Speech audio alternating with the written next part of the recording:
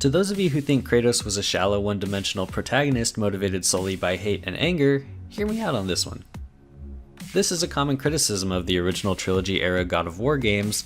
Kratos is angry and he kills gods, he hates them. And rightfully so, kind of. They lie to him and use him at every turn to further their own agendas, but Kratos' anger doesn't stem from this alone.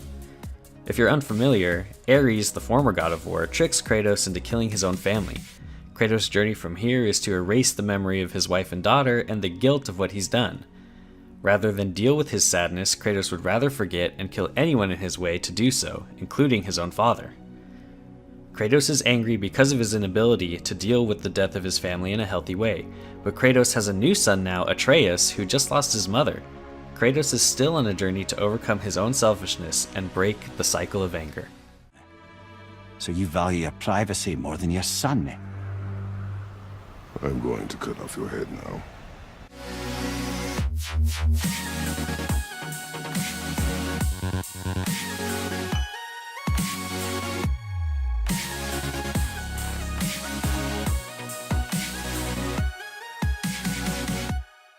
Female characters dying to thrust their male counterparts into their hero's journey is a tired and sexist trope we see all too often in stories.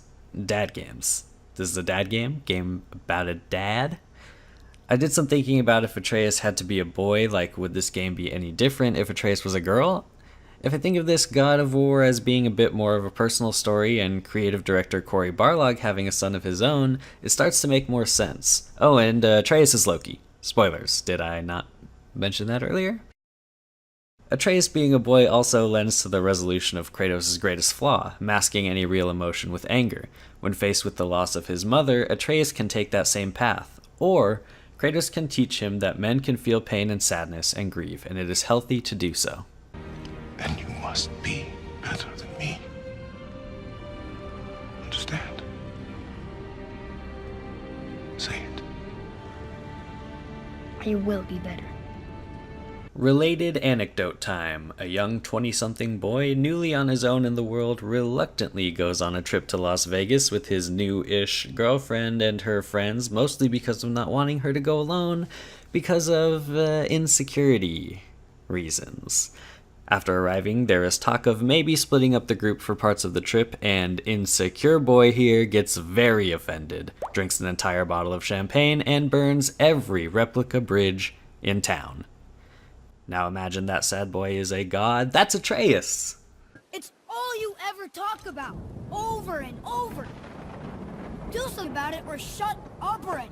The game puts a great deal of emphasis on what can happen when feeling is suppressed. The antagonist Baldur is driven insane by his inability to feel anything.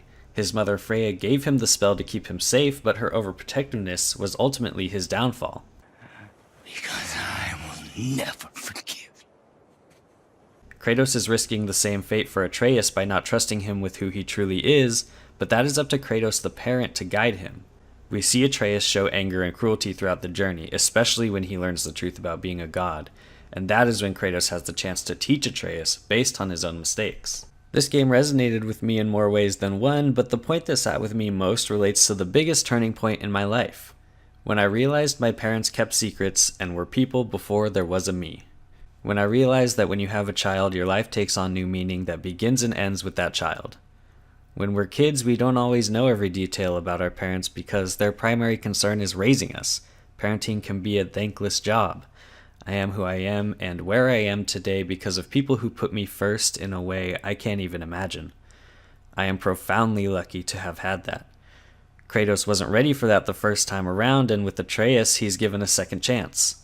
Throughout God of War, we're given plenty of examples of this being Atreus' story, but it is the very end that evoked a guttural emotional reaction from me.